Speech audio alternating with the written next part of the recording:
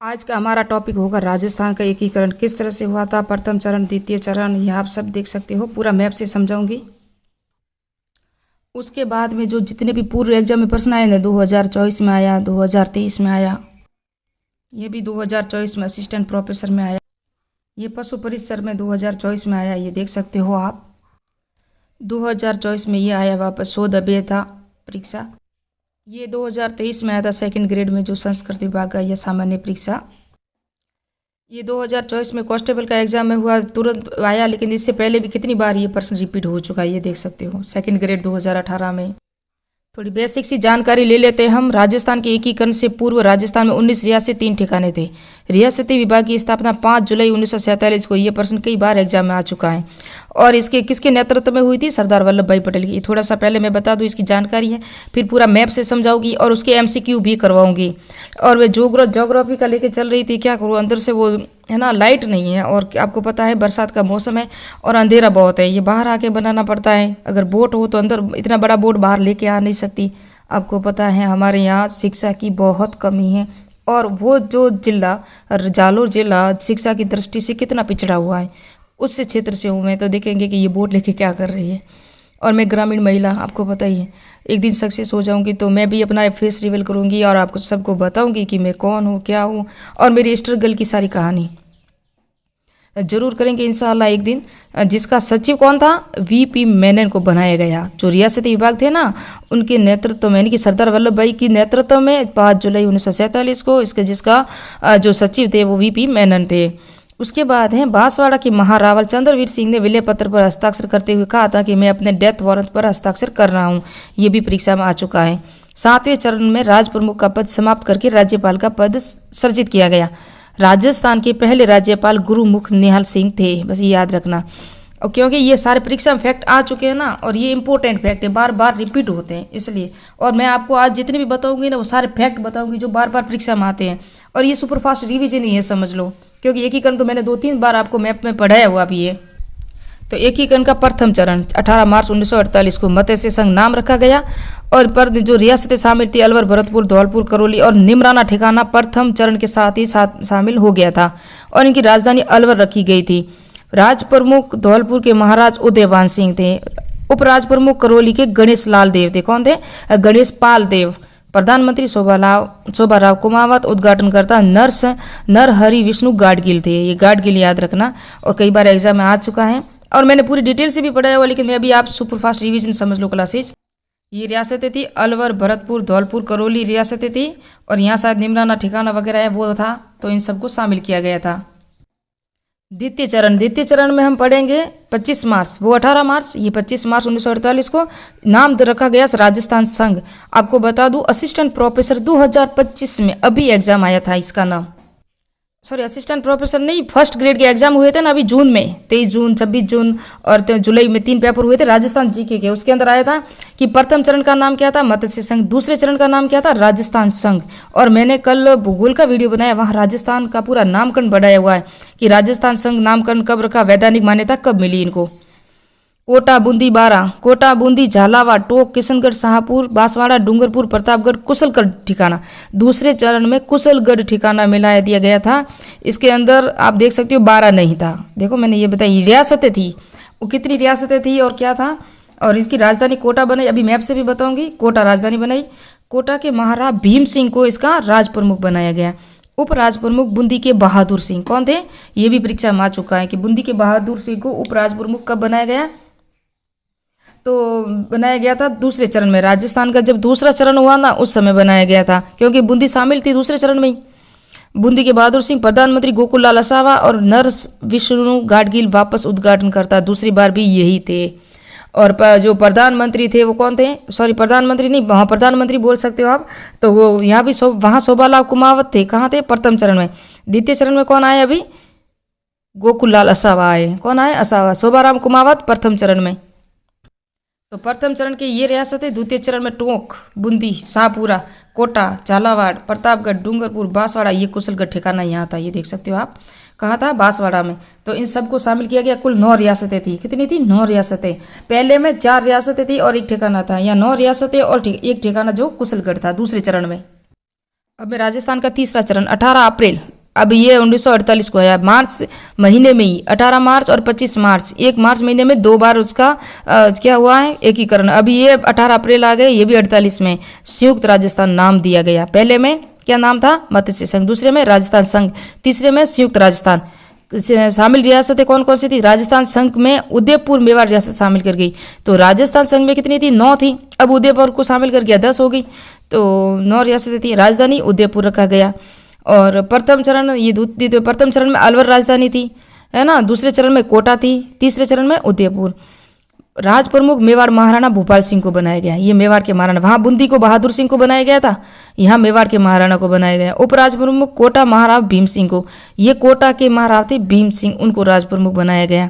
प्रधानमंत्री माणिक्यलाल वर्मा बने। पहले में प्रधानमंत्री कौन थे, वो थे गोकुल लाल असावा, दूसरे में कौन थे, शोभाराम कुमावत, तीसरे में कौन है, माणिक्यलाल वर्मा। उद्घाटनकर्ता पंडित जवाहरलाल नेहरू थे तीसरे चरण में। पहले में मैंने बताया वो गाडगिल थे, दूसरे में भी गाडगिल, तीसरे में नेहरू आ गए, याद रखना, यहाँ कभी कंफ्यूज मत होना। ये रियासतें थी, टोक, किशनगढ़, शाहपुरा, बूंदी, कोटा, झालावाड़ तो थी, और ये एक उदयपुर मिला था एकमात्र, और डूंगरपुर, बांसवाड़ा, प्रतापगढ़, ये सभी रियासतें पर जो दूसरा चरण था राजस्थान संघ, उसमें ही मिलाया गया था उदयपुर को।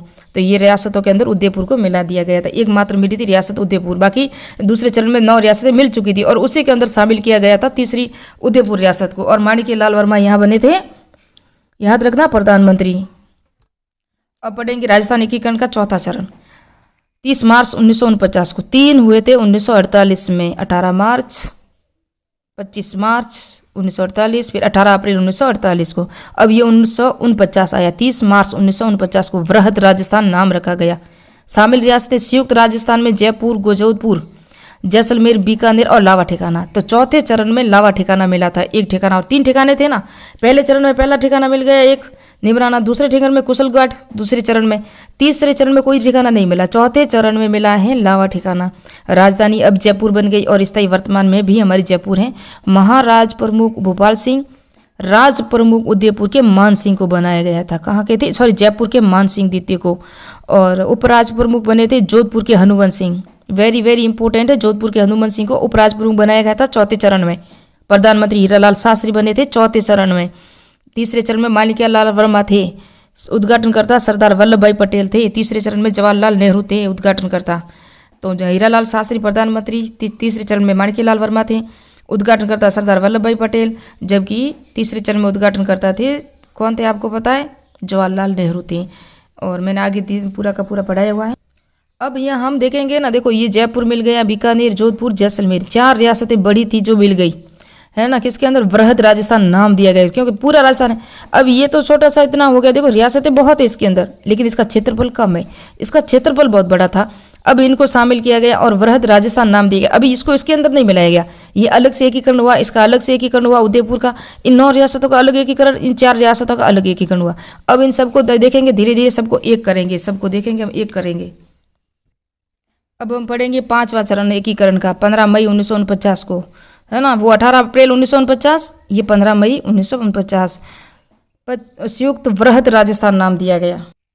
क्या मैं चतुर्थ चरण की डेट नहीं बताई, शायद 30 मार्च 1949 को, और राजस्थान दिवस भी 30 मार्च को मनाया जाता है, ये भी याद रखना है ना, चतुर्थ चरण का।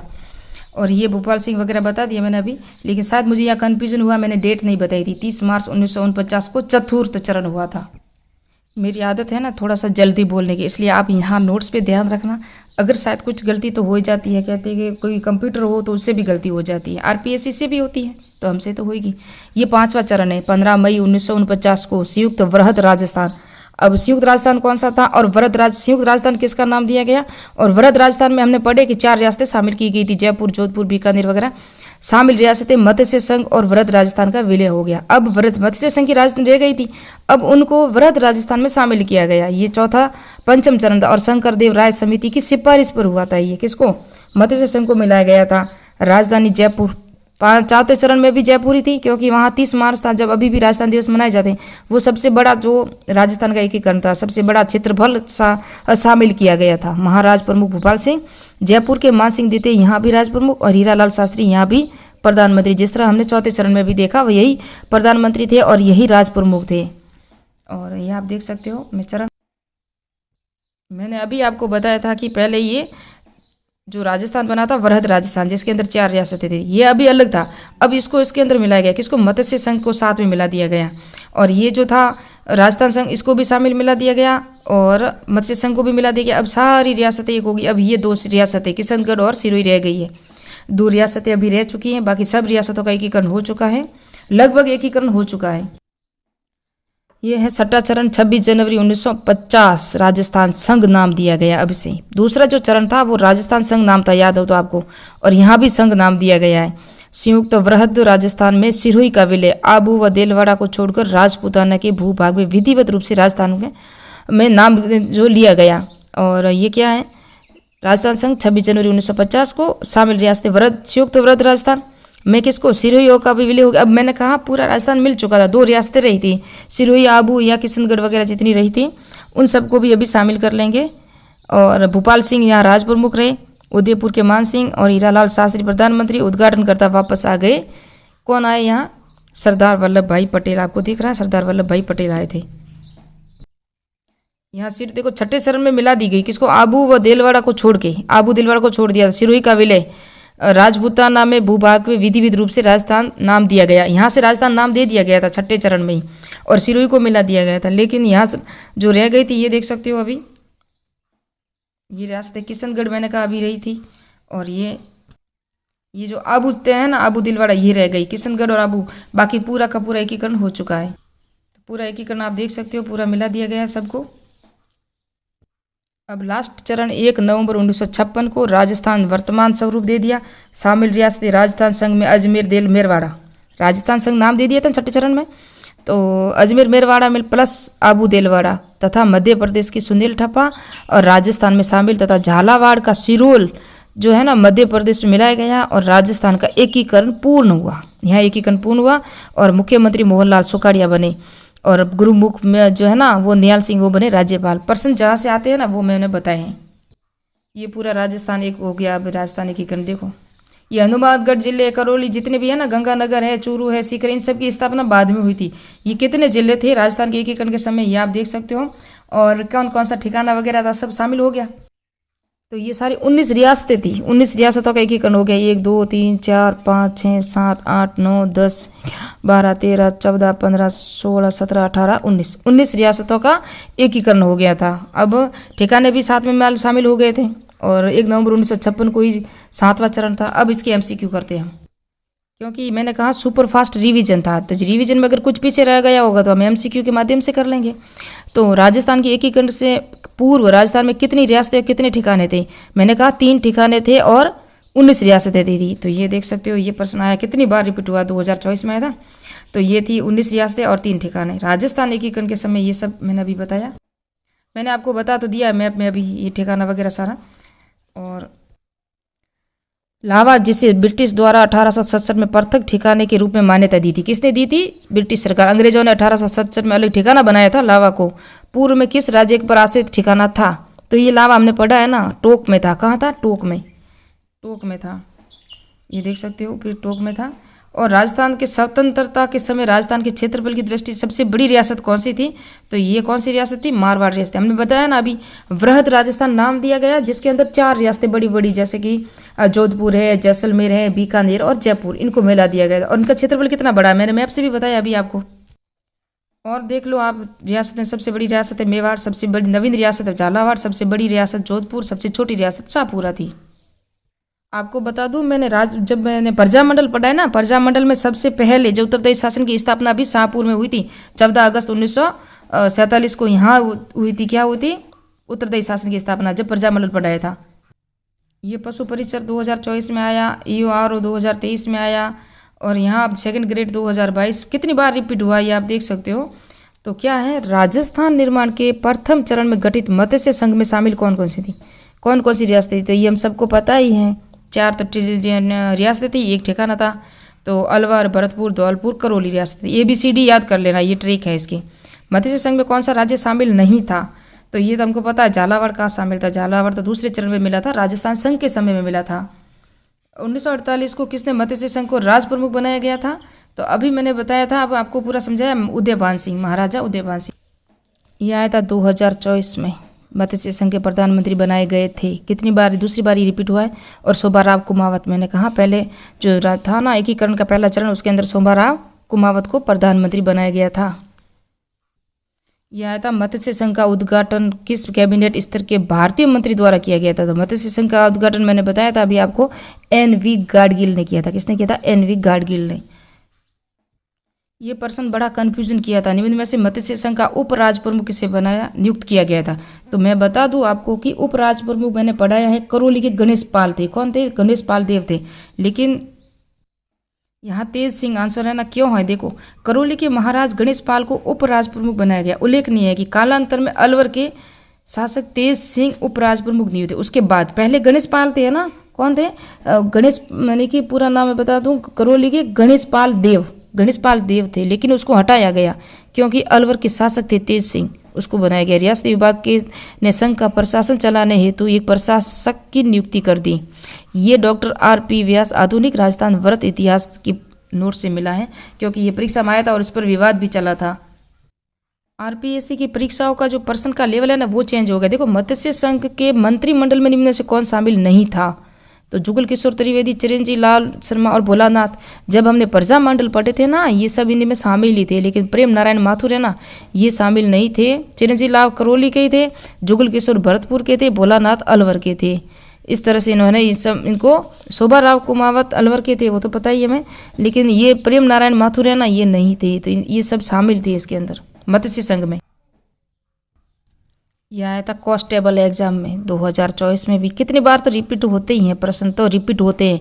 आप पूर्व एग्जाम के प्रश्न देख लोगे ना, लगभग 50% आपको वही मिल जाएंगे। 25 मार्च 1948 को गठित राजस्थान संघ में निम्नलिखित देशी रियासतों का कौन सा समूह सम्मिलित नहीं था? तो आपको पता है दूसरे चरण में 9 रियासतें मिली थी, प्रथम चरण में 4, तो तीसरे चरण में उदयपुर मिला था। ये तो हम ऑप्शन देख के समय पता लगा सकते हैं कि हमने तीसरा चरण देखा था, सिर्फ एकमात्र रियासत जो उदयपुर मिली थी। तो कोटा, बूंदी, शाहपुर आ गया, डूंगरपुर, बांसवाड़ा, टोंक, कोटा, बूंदी, किशनगढ़ सब आ गए थे। एक यही तो रही थी। ये तीसरे चरण में अलग से वो चंद्रवीर सिंह कह रहे थे ना, मैं अपने डेथ वारंट पे साइन कर रहा हूँ बांसवाड़ा के, उन्होंने भी कहा था। लेकिन उदयपुर बड़ी मुश्किल से मिला था बाद में। उसने सोचा कि सब तो जा रहे तो हम अकेले क्यों रहे, शासन कैसे चलाएंगे, तभी ये उदयपुर वापस मिला था तीसरे चरण में। और ये था प्रश्न दिया था, क्योंकि यही कंफ्यूजन करते हैं प्रश्न आपको। कांस्टेबल एग्जाम 2-3 शिफ्ट में हुआ था, तो ये वापस आया था। देखो कहाँ आया, पुलिस कांस्टेबल में आया था, ये फर्स्ट शिफ्ट में आया था। और वो जो देखा वो भी फर्स्ट शिफ्ट में था। 25 मार्च 1948 को गठित राजस्थान संघ का प्रधानमंत्री किसे बनाया गया था? संयुक्त राजस्थान का प्रधानमंत्री कौन थे? तो गोकुल लाल असावा थे। ये 2024 में आया, 2022 में आया, और 2022 में कई बार प्रश्न रिपीट हो रहे हैं ना। मैंने कहा प्रश्न रिपीट हो रहे हैं, ये लगभग कितनी बार ही हुआ है। तो कौन थे? ये गोकुल लाल असावा थे। मैंने अभी मैप से भी पूरा बताया है ना आपको। ये CET 2024 में हुई थी, उसके अंदर वापस आया। राजस्थान संघ वर्तमान राजस्थान का दूसरा चरण कब गठित हुआ? तो हमने देखा 18 मार्च को पहला था, तो दूसरा था 25 मार्च 1948 को। मैं पूरा मैप से भी बताया अभी। और ये तो मैंने बताया। देखो, विलय पत्र पर हस्ताक्षर में किसने कहा था? मैं अपने डेथ वारंट पे कर रहा हूँ। ये देखो 2000 EOR में आया। ये लाइब्रेरियन सेकंड ग्रेड 2016 में आया। ये 2022 में आया। कितनी बार ये रिपीट हुआ? और ये चंद्रवीर सिंह ही थे, मैंने बताया ना आपको। ये प्रश्न भी मुझे इंपॉर्टेंट लगा, वापस आ सकता है। 2018, 2023 में 2 बार ये रिपीट हुआ है ना। भारत सरकार ने 5 जनवरी 1949 को सिरोही का प्रशासन सरकार को सौंपा। कौन सी सरकार को? मुंबई सरकार को सौंपा था, याद रखना। क्यों सौंपा था? सिरोही राज्य का शासक अल्पवयस्क होने के कारण राज्य शासन महाराज प्रताप के नेतृत्व में प्रबंध रीजेंसी काउंसिल द्वारा किया गया था। 8 नवंबर 1948 को भारत सरकार ने सिरोही रीजेंसी ऐसे प्रश्न आते जाते। देखो, मुझे खांसी भी हो रही, थोड़ी सी बीमार भी हूँ, जुकाम हुआ है ना। 5 जनवरी 1950 को सिरोही प्रशासन बम्बई सरकार को सौंपा था। ये प्रश्न आ चुका है, इसलिए बताया। तो मिलते हैं नेक्स्ट पार्ट में। मेरी आवाज़ अब नहीं निकलेगी। और अब तो हमारा समाजशास्त्र का जो वीडियो है ना, वो आपको शाम को मिलेगा, जहाँ हमने समाजशास्त्र का अर्थ पढ़ा दिया, परिभाषा पढ़ा ली, क्षेत्र पढ़ा लिया, स्वरूपात्मक, समन्वयात्मक। अब आज हम उसको प्रकृति देखनी है, और MCQ भी साथ साथ में जो होता है वो करवाती हूँ। समाजशास्त्र के बाद दर्शन शास्त्र, जिस तरह होगा जो भी आएगा वो सेकंड ग्रेड का, जो SST लेवल का जो होगा, चाहे पॉलिटी, चाहे समाजशास्त्र, चाहे दर्शन शास्त्र, उसका शाम को वीडियो आएगा। तो मिलते हैं नेक्स्ट पार्ट में, नेक्स्ट वीडियो में। प्लीज़ मेरे चैनल को सब्सक्राइब कीजिए, लाइक कीजिए।